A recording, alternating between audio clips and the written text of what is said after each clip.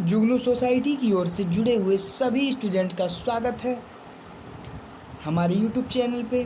मैं अभिषेक पांडे आप सभी लोगों का स्वागत करता हूं और आज मैं लेकर आया हूं क्लास 8 हिंदी मीडियम के स्टूडेंट्स जो हैं वो जो हिंदी मीडियम में पढ़ते हैं उनके लिए आपका चैप्टर सेकंड है जिसका नाम है एक चर वाले रैखिक समीकरण। मैथमेटिक्स का जो भी स्टूडेंट्स हैं मैथमेटिक्स पढ़ने वाले उनके लिए मैं लेकर आया हूँ सेकंड चैप्टर जिसका नाम है एक चर वाले रैखिक समीकरण। तो आइए शुरू करते हैं हम अपने सेकंड चैप्टर को। स्टूडेंट्स सेकंड चैप्टर का जो फर्स्ट टॉपिक है समीकरण इक्वेशन। आप सभी लोगों को पता होगा स्टूडेंट्स कि कोई भी अगर आपको इक्वेशन दिया है, इक्वेशन वाले सवाल दिए हैं तो उन्हें किस प्रकार से आप हल करेंगे। तो स्टूडेंट्स इक्वेशन किसे कहते हैं इसे जानना सर्वप्रथम आपको आवश्यक है। तो सर्वप्रथम आपका मैं टॉपिक लेता हूँ इक्वेशन समीकरण।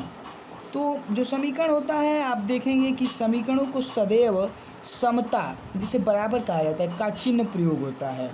समीकरण जो होते हैं उसमें सदैव समता बराबर का चिन्ह प्रयोग होता है जो व्यंजकों में नहीं होता है। कोई भी अगर व्यंजक है तो ये व्यंजक 2x - 3x - 3 अगर ऐसे दे रखा है तो वो व्यंजक है, मगर आपका इसी x - 3 को अगर आगे कोई भी आपका अंक दे रखा है बराबर समता का निशान करके दे रखा है तो वो आपके समीकरण के रूप में होगा। जैसे x - 3 = 5 तो इसे आप एक समीकरण कह लेंगे।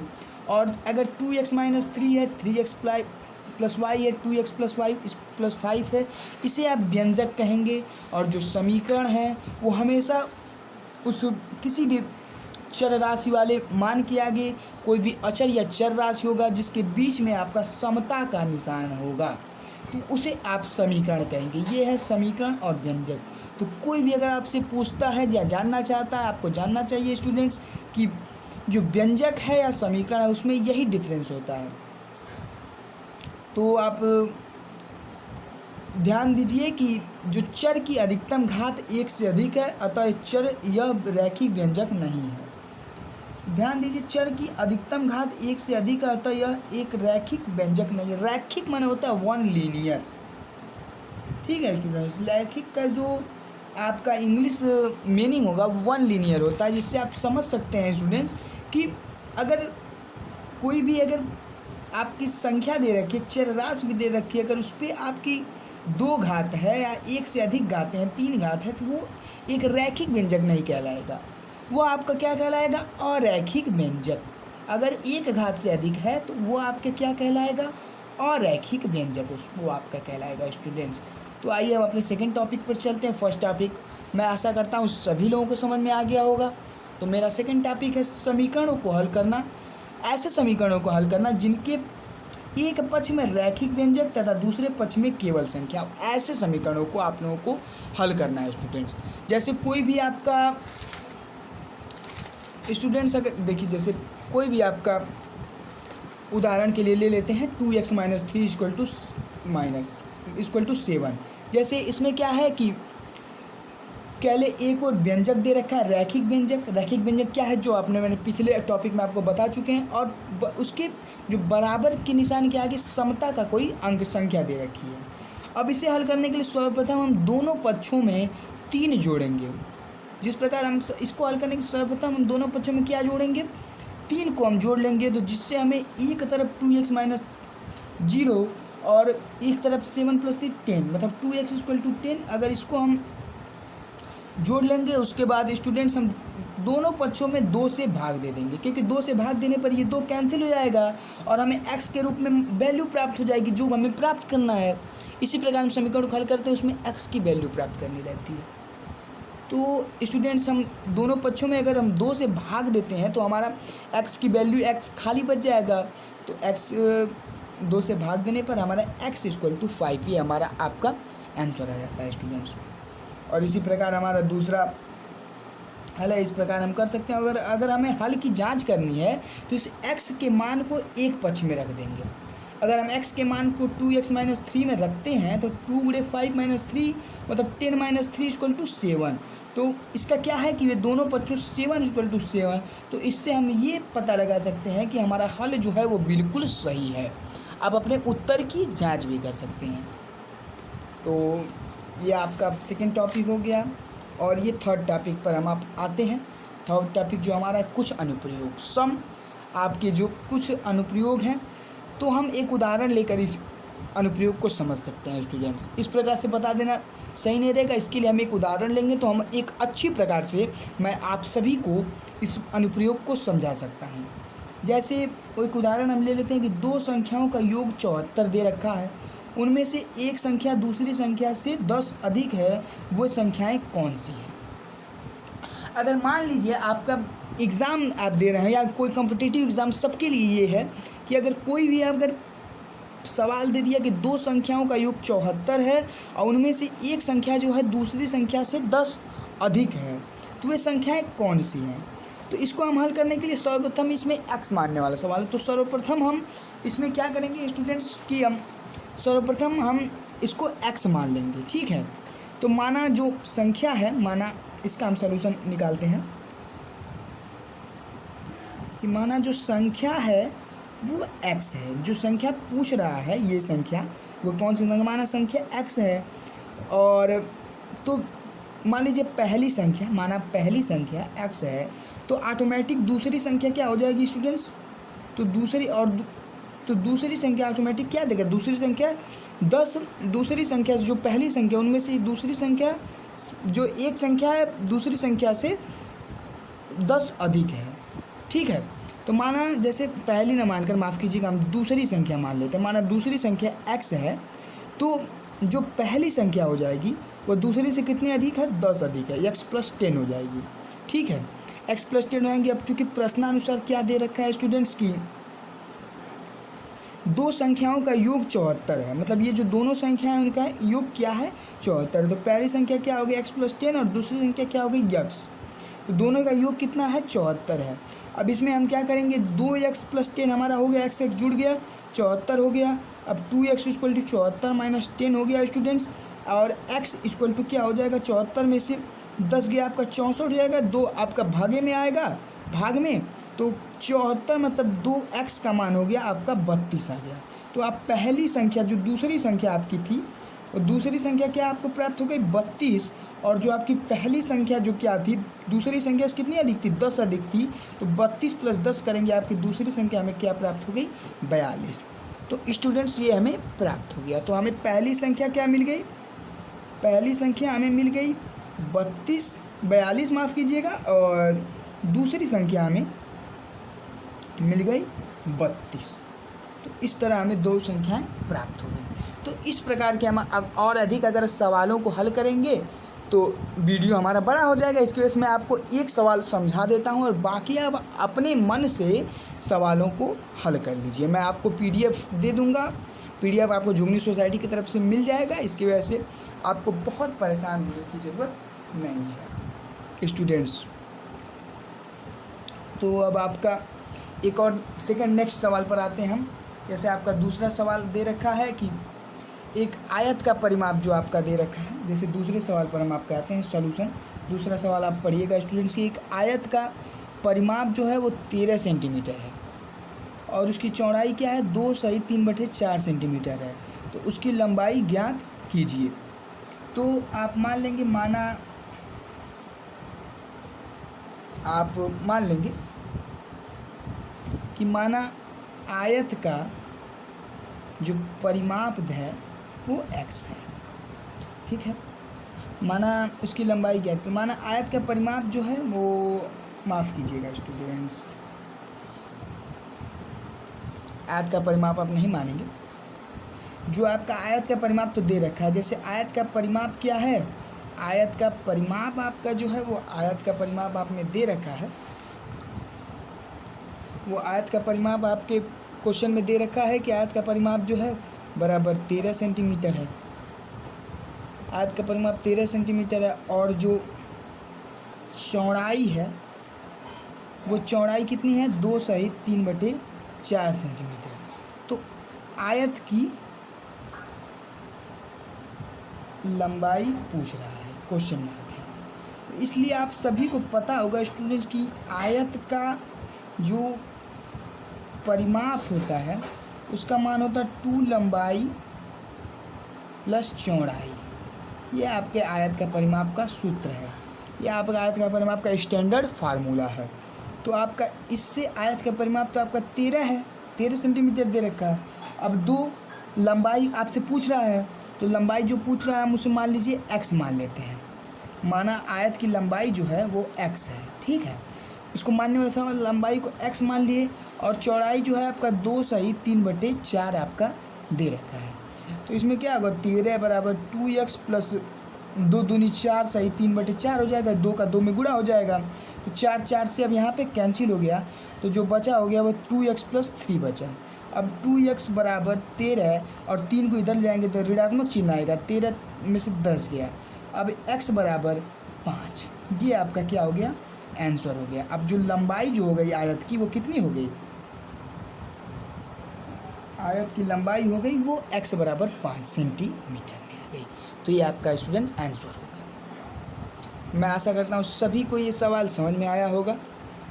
तो इस हिसाब से हमने दो जो टॉपिक्स थे उनको अपना हम लोगों ने ख़त्म किया है, 2 टॉपिक्स को। और हम हम अपने नेक्स्ट टॉपिक पर चलते हैं।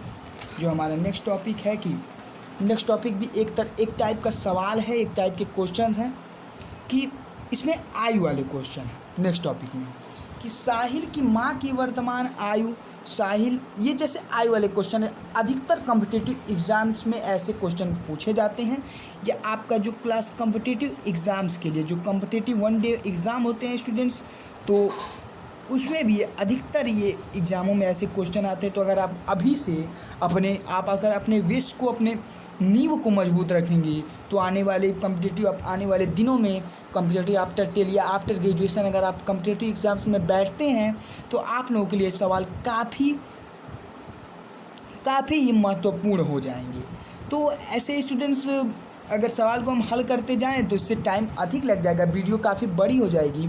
इसके लिए मैंने पहले से ही इस सवाल को हल कर रखा और मैं आपको यहीं पे समझा देता हूँ। तो साहिल, क्वेश्चन को हम पढ़ते हैं कि साहिल की माँ की वर्तमान आयु, साहिल की आयु की 3 गुनी है। 5 वर्ष बाद उन दोनों की आयु का योग 66 वर्ष हो जाएगा, तो उनकी वर्तमान आयु ज्ञात कीजिए।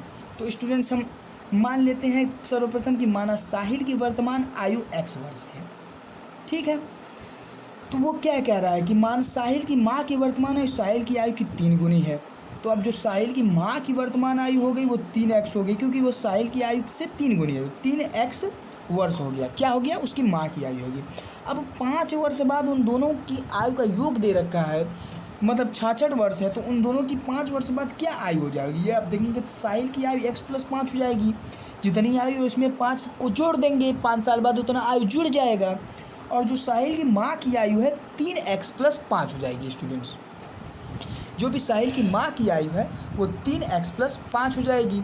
अब प्रश्नानुसार क्या देखा रखते हैं, इन दोनों 5 वर्ष बाद जो इन दोनों की आयु का योग 66 वर्ष है, मतलब x + 5 और 3x + 5, इन दोनों की आयु का जो क्या योग है 66 वर्ष। मतलब अब इन दोनों को जोड़ेंगे तो 4x + 10 आएगा, x 3x + 4x। अब 5 को जोड़ेंगे क्योंकि चर राशियाँ अलग जुड़ती हैं, 7 जुड़ती हैं और अचर राशियाँ अलग जुड़ती हैं। ये आप अपने 6th या 7th या 6th के लेवल से आप लोग जानते होंगे। बतौर 8th के स्टूडेंट होने के नाते आप 7 या 6 में ही जानते होंगे कि चर राशियाँ अचर राशियाँ 7 जुड़ती हैं, चर 7 जुड़ती हैं, अचर 7 जुड़ती हैं। तो स्टूडेंट्स अब आपका आ गया 4x, 10 को उधर ले गए, 56 आ गया, 4x = 56, x = यहाँ पर आपका एक स्टेप और बढ़ा देता हूँ मैं, x = 56/14। तो 14 माफ़ कीजिएगा स्टूडेंट, 14 नहीं 4, 56/4, तो 4 बार 14 बार में जाएगा। तो अतः x तो साहिल की आयु है और 14 वर्ष, और उसकी माँ की आयु जो 3 गुनी है, तो इसलिए 14 से 3 मतलब 42 वर्ष उसकी माँ की आयु हो गई। यह आपका 3rd टाइप का क्वेश्चन है, बहुत ही इम्पॉर्टेंट ये क्वेश्चन है, इसलिए आप इसे हमेशा ध्यान में रखें और अपने NCERT बोर्ड की बुक द्वारा इस टाइप के कम से कम नहीं कुछ तो 10 से अधिक सवालों की आप प्रैक्टिस करें हल करके, ठीक है। और आपको उत्तरमाला तो दिया ही रहता है किताब के पीछे, तो आप अपने आंसर खुद मिला सकते हैं। सो स्टूडेंट्स, हम आते हैं अपने नेक्स्ट टॉपिक भी हम एक सवाल के रूप में लेंगे। हमारा जो नेक्स्ट टॉपिक का एक सवाल है कि यदि 11 के 3 लगातार गुणजों का योग 363 है तो उन्हें ज्ञात कीजिए। देखिए बहुत ही इम्पोर्टेंट सवाल है, ये भी इम्पोर्टेंट सवाल आपके कॉम्पिटिटिव एग्ज़ाम्स के लिए, ना ही आप इसे 8th का एग्ज़ाम क्लियर करने के लिए पढ़ें, बल्कि कॉम्पिटिटिव एग्ज़ाम्स में भी आपके सवाल ज़रूर पूछे जाएंगे। तो हम सर्वप्रथम ये भी मानने वाला x को मानने वाला सवाल है स्टूडेंट्स। तो इसमें क्या है कि हम पहले ले लेंगे कि यदि 11 का एक गुणज x है तो अगला गुणज जो 11 का होगा x + 11 होगा, फिर x + 22 होगा, क्योंकि जो ऐसे होता जाएगा फिर x + 33। मतलब अगर और भी पूछता तो हम 11 जोड़ते जाते, उसमें गुणा कराते जाते जोड़ के, ठीक है। गुणज का योग पूछ रहा है 11 के। जैसे 11 का एक गुणज है x + 11, इनका योग हो गया। फिर दूसरा गुणज 22 होगा, तीसरा गुणज 33 होगा। तो 3 लगातार गुणज पूछ रहा है, तो एक गुणज तो x हो गया है, दूसरा गुणज आपका x + 11 हो गया, और तीसरा गुणज x + 22 हो गया। अगर आगे भी गुणज पूछे जाते तो स्टूडेंट्स हम x + 33, x + 44 या और भी चीज़ें लेते जाते। तो स्टूडेंट प्रश्नानुसार क्या पूछ रहा है कि 11 के 3 लगातार गुणजों का जो योग है वो 363। प्रश्न में ये ऑलरेडी दे रखा है आपको, तो आप इन तीनों गुणजों को जोड़ देंगे 363। सवाल बहुत ही आसान हो गया आप सबके लिए, जहाँ तक मैं मानता हूँ, और मानना क्या आसान है आप लोगों के लिए सवाल। तो 3x + 33 जाएगा, 3x जुड़ जाएंगे, चर राशियाँ जुड़ जाएंगी, अचर राशियाँ 7 जुड़ेंगी, 333 होगा। 3x 33 आप उधर लेके 363 - 33, फिर 3x = 330, x = 110। तो आपका पहला गुणज 110 हो गया 11 का, दूसरा गुणज x + 11 मतलब 110 + 11, तीसरा 110 + 22 अर्थात 110, और इसके 110 में 11 121 और 132, और जो 3 गुणज आपके हो गए इस टॉपिक्स के 110, 121 और 132 हो गए स्टूडेंट्स। और अगर हम आपका एक और सवाल देख लेते हैं, इसी टाइप का सवाल है, थोड़ा सा अंतर उसमें होगा कि 2 पूर्ण संख्याओं का अंतर अगर 66 है, यदि इसमें 2 संबंधित 5 का अनुपात है तो वो संख्याएं ज्ञात करें। तो सर्वप्रथम हम पूर्ण संख्या को मान लेंगे, माना पूर्ण संख्या x है, तो 2 पूर्ण संख्याओं में अनुपात जो है 2 संबंधित 5 होगा। तो ये संख्याएं जो होंगी वो 2x और 5x हो जाएंगी, क्योंकि पूर्ण संख्या x है, इनका अनुपात 2x और 5x हो जाएगा। तो प्रश्नानुसार अब इसमें अनुपात है, तो ये पूछ रहा है पूर्ण संख्याओं का अंतर जो प्रश्न में दे रखा है वो 66 है। तो अब 2x और 5x पूर्ण संख्या होंगी, क्योंकि उसमें वो रेशियो है। तो मतलब 5x - 3x = 66, 5x - 2x माफ़ कीजिएगा 66, ये आपका हो गया। तो मतलब 3x = 66, आसान सवाल हो गया। x = 22। अब मान लीजिए पूर्ण संख्या, एक पूर्ण संख्या 2x और एक संख्या 5x है, तो 2 × 22 = 44 और 5 × 22 अर्थात 110। तो अब 2 पूर्ण संख्या आपके क्या प्राप्त हो गई, 44 और 110। ये आपका एक टाइप का हो गया। और हम अपने नेक्स्ट टॉपिक 4 पर चलते हैं। समीकरण का हल करना जब दोनों पक्षों में चर उपस्थित हो। इसके पहले हम किस समीकरण को हल कर रहे थे स्टूडेंट्स की एक पक्ष में चर उपस्थित हो और दूसरे पक्ष में हमारा क्या था, अचर राशि थी। अब ऐसे समीकरणों को हल करना है जिसके दोनों पक्षों में चर राशियाँ हों। जैसे वो समीकरण आपका दे रखा है 2x - 3x + 2। तो इसके लिए भी हम चर राशियों को एक पक्ष में और अचर राशियों को अलग ले जाएंगे। तो x = 5, इस प्रकार से इसको हल करना है। ठीक है स्टूडेंट्स, मतलब चर वाला पद एक तरफ, अचर वाला पद एक तरफ, अगर दोनों पक्षों में चर है करके हम x का वैल्यू भी यहाँ भी आपका निकालना है स्टूडेंट्स। तो इसमें हम एक टाइप, बहुत इंपॉर्टेंट टाइप है कि अब देखिए इसमें एक टाइप आता है कि एक टाइप का सवाल है, ये भी कॉम्पिटिटिव एग्जाम्स के लिए आपका बहुत ही इंपॉर्टेंट है, और इसके साथ ही साथ एज वेल एज 8th के एग्ज़ाम में भी आपका महत्वपूर्ण सवाल रहेगा। ये अर्जुन की आयु श्रिया की आयु की 2 गुनी है। 5 वर्ष पहले उसकी आयु श्रिया की आयु की 3 गुनी थी।